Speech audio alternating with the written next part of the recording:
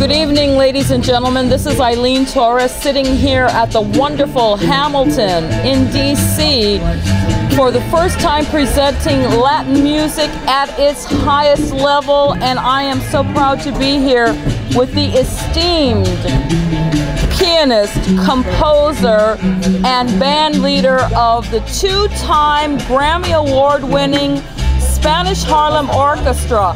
How many orchestras, bands, conglomerations have made 4 CDs and got 2 Grammys out of it? I think we would have to go back into the archives to discover who has achieved what you have achieved. This is the great Oscar Hernandez here with us in Washington, D.C. on Friday, June 22nd, 2012. Just played the most fabulous dance concert here at the Hamilton.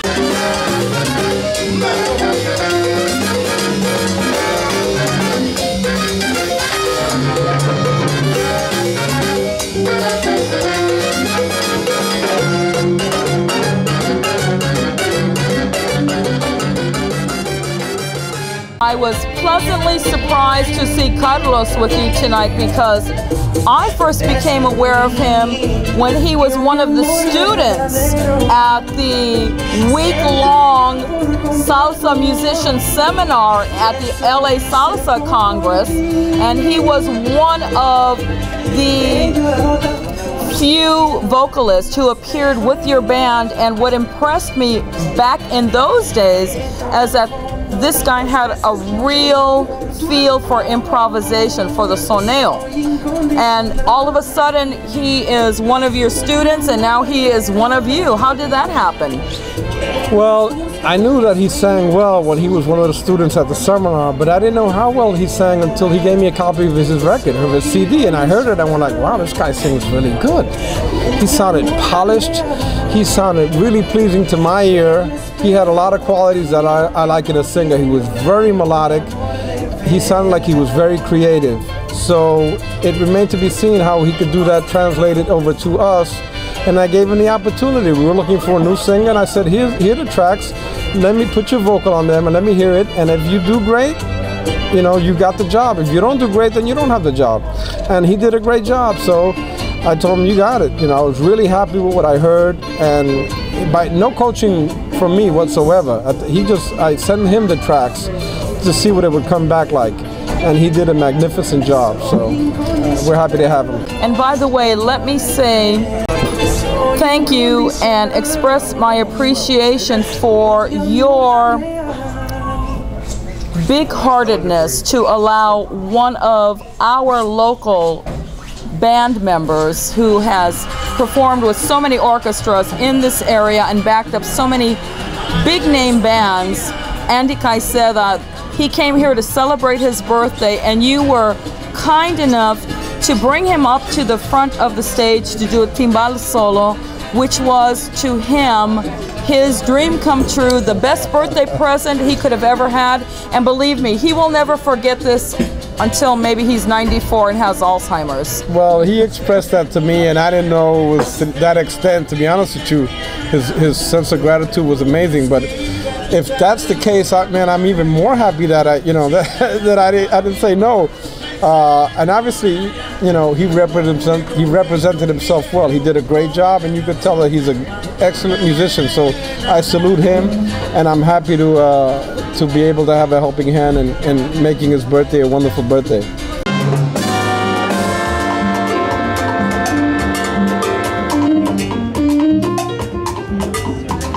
When you come here, I'm sure you're very well aware of the great Peruvian following that you have here, as is demonstrated by your singers who are always shouting out to them.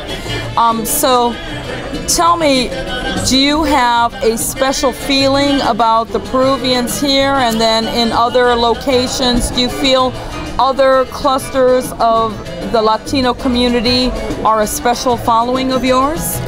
Well, you know, there are certain places in Latin America that are huge fans of our genre, and they're extremely knowledgeable of who's who.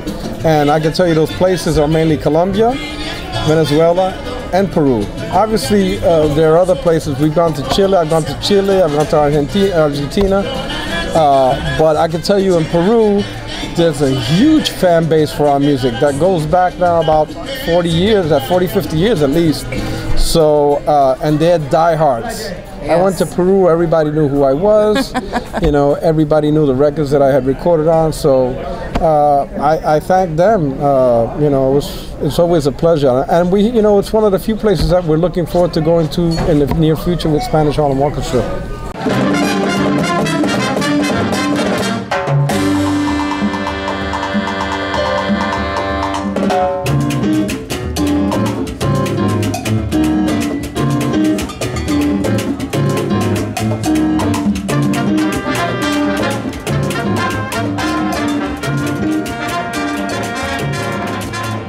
When Jim and I talk, we make sure that people know that you are the composer of the theme for Sex and the City. You know, we heard this little ditty that was part of Sex and the City, which was one of the most watched television shows ever, and then done into the movies.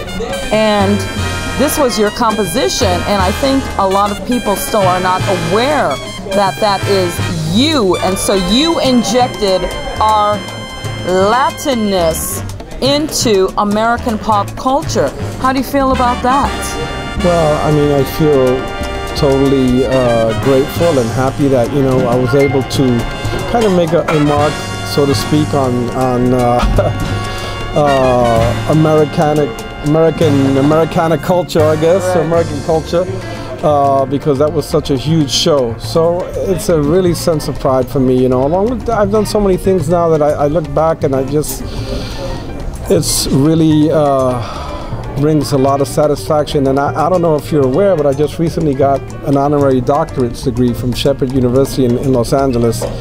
And when I think about it, it basically represents a lifetime of working with so many incredible people that I've been fortunate to work with.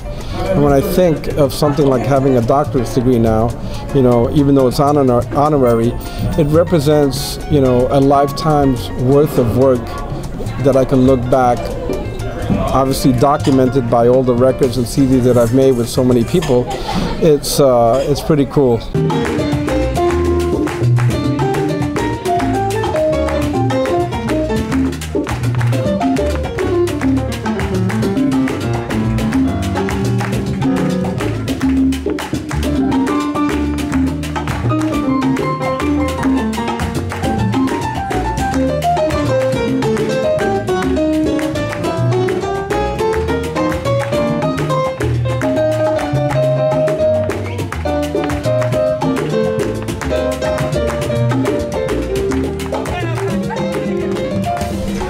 And beside that experience, are there others that are maybe the one or two most memorable experiences in your life that you will never forget? One of the interesting anecdotes that I have was the first time I met Celia Cruz. What year, approximately? I'd have to guess it was approximately 1974. Okay. And they called me and Andy Gonzalez to go to Toronto to accompany her because the bass player and the piano player they had out there couldn't really handle the music. So we went to the airport and she was there at the airport getting on the same flight. And I said, oh wow, to myself, I looked at her, I said, oh, Celia looks kind of old. Didn't realize she must have been in her 50s back then, but I was a young kid, I was in my early 20s. And when she got on that stage and she came out for the show dressed like she was, I'll never forget. It was like incredible because, you know, she looked beautiful, and then she had such an impact of, you know, her energy and her professionalism and her dedication. It was an indelible experience for me that I'll never forget. So and I've had a few other experiences like that with great musicians that I go, you know, they set an example for me as a young musician of, you know, what this music represents and the best of what this music can be.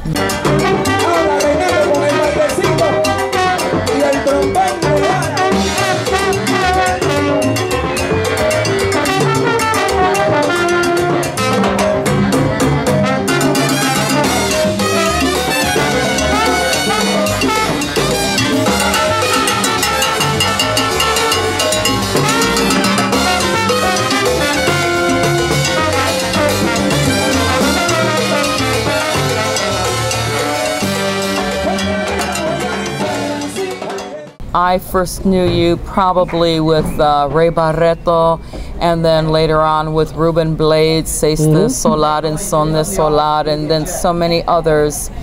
What would you like your legacy to be?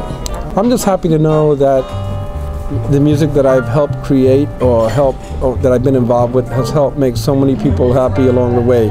And I can tell you, when I go to places like, you know, Peru or Venezuela, Colombia or Europe, wherever I am, even in DC, people who pull me aside and say, hey man, I love your music, I love what you've done, and then they'll cite examples of stuff that are kind of near and dear to their heart. So for me, that satisfaction alone is enough for me. As far as the legacy, I would like to think that I hopefully left some type of imprint for future generations to be able to appreciate this music and learn from it and keep it going, because I mean, that's one of the things we keep hearing about this music, that, you know, I was just telling somebody, I kind of worry because what's going to happen after we're gone. I mean, I'm fortunate enough to represent the music, like I tell the audiences, and keep it on the pedestal that it deserves to be on, because we feel this is an incredible music. I hope that there's younger musicians that will carry the torch, that will have the same passion and the same drive that I have. Well, you've made a tremendous impact on the music. You've made a tremendous impact on the culture. You've made a tremendous impact on people's individual lives. And you have helped bring the Latino culture to the masses around the world so that they appreciate the beauty of our music, our dance, and the love we have for each other. And so on behalf of the salsa community, not just here in Washington, D.C., I would like to say thank you for all the hard work you have done. Thank you for giving this audience here at the Hamilton in D.C. on Friday, June 22nd, 2012, one of the best experiences they will ever have, and I am sure that you will be back here again with an audience that will be pounding down the doors to get in. Thank you so much, Oscar. Hey, thank you, Eileen. I hope so. I hope, from your mouth to God's ears, like they say. And I want to thank you because I know that you're a great supporter of our community and of our music. And sometimes people such as yourself are kind of the lifeblood of what we do. They keep it flowing, when we're not there. So thank you for being a part of that, and I'm always grateful for people such as yourself and the people here in DC such as Jim Byers and Nancy Alonso, and all the people that appreciate good music. Thank you. Gracias.